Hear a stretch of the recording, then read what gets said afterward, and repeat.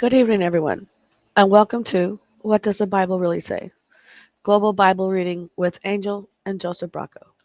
Today is March 12th, 2024, and my name's Angel, number one original OG of the Misfit Army Disciples and founder of Oneblood Breadbox Ministry and the Misfit Army Disciples. Our mission statement is to seek and save the lost, protect the weak, and those who are unable to protect themselves, and plant seeds by spreading the gospel of Jesus Christ. This is the What Does the Bible Really Say Global Bible Reading.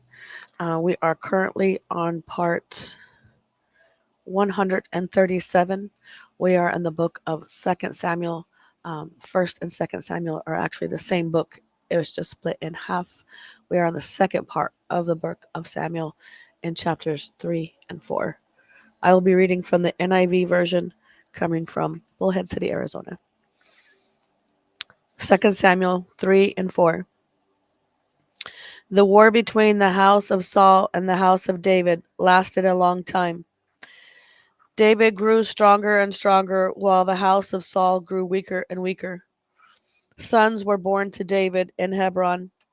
His firstborn was Amnon, the son of Ahinoam of Jezreel. His second, Caleb, the son of Abigail, the widow of Nabal of Carmel.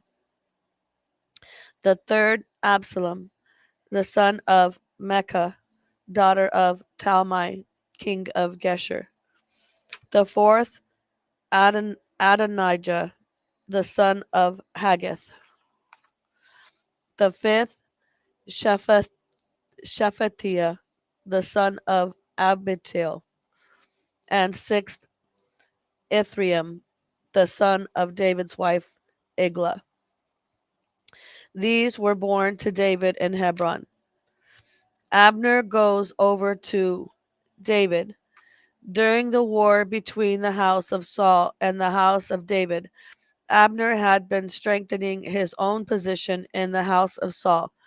Now Saul had a concubine named Rizpah, daughter of Ina, and Ishbosheth said to Abner, "Why do you sleep with my father's concubine?" Abner was very angry because of what Ishbosheth said. So he answered, "Am I a dog's head on Judah's side? This very day I am loyal to the house of your father, Saul, and to his family and friends. I haven't handed you over to David. Yet now you accuse me of an offense involving this woman. May God deal with Abner, be it ever so severely, if I do not do for David what the Lord promised him on oath, and transfer the kingdom from the house of Saul, and establish David's throne over Israel and Judah from Dan to Beersheba." Ishbosheth did not dare to say another word to Abner, because he was afraid of him. Then Abner sent messengers on his behalf to say to David, "Whose land is it? Make an agreement with me, and I will help you bring all Israel over to you." "Good," said David. "I will make an agreement with you, but I demand one thing of you. Do not come into my presence unless you bring Michal, daughter of Saul, when you come to see me." Then David sent messengers to Ishbosheth, son of Saul, demanding, "Give me my wife Michal, whom I betrothed to myself for the price of 100 Philistine foreskins." So Ishbosheth gave orders and had her taken away from her husband Paltiel, son of Laish. Her husband, however, went with her, weeping behind her all the way to Bahurim. Then Abner said to him, "Go back home." So he went back. Abner conferred with the elders of Israel and said, "For some time you have wanted to make David your king. Now do it. For the Lord promised David, by my servant David, I will rescue my people Israel from the hand of the Philistines and from the hand of all their enemies. Abner also spoke to the Benjamites in person. Then he went to Hebron to tell David everything that Israel and the whole tribe of Benjamin wanted to do. When Abner, who had 20 men with him, came to David at Hebron, David prepared a feast for him and his men.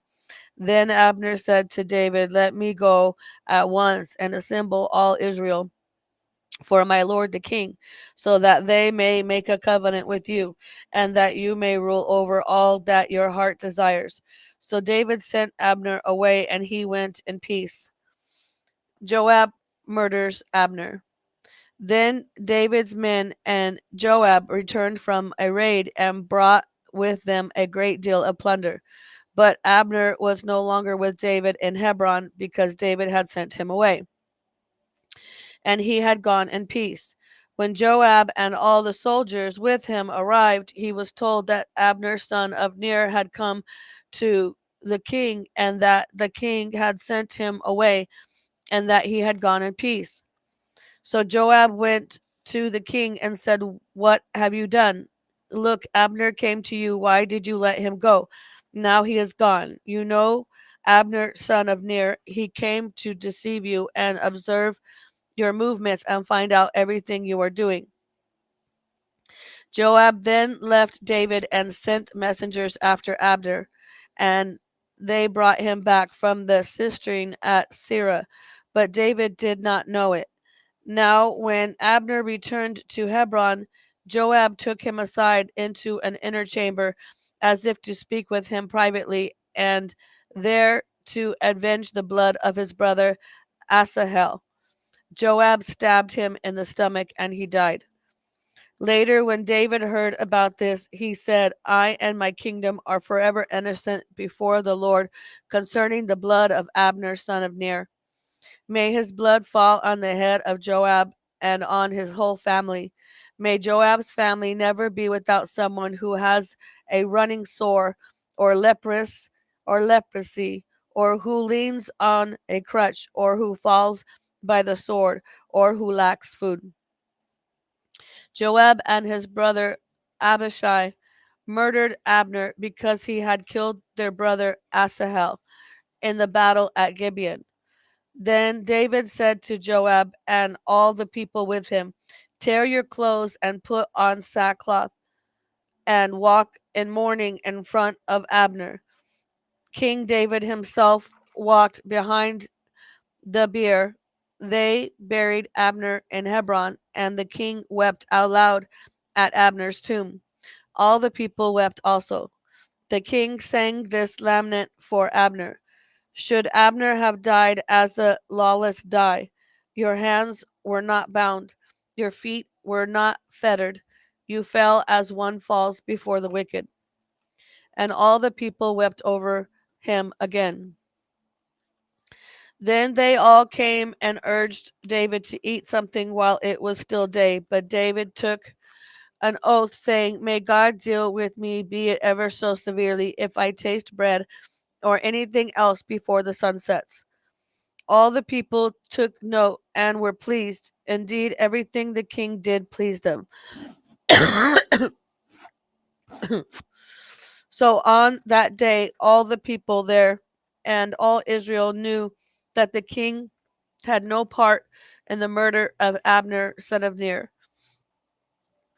Then the king said to his men, "Do you not realize that a commander and a great man has fallen in Israel this day? And today, though I am the anointed king, I am weak, and these sons of Zeruiah are too strong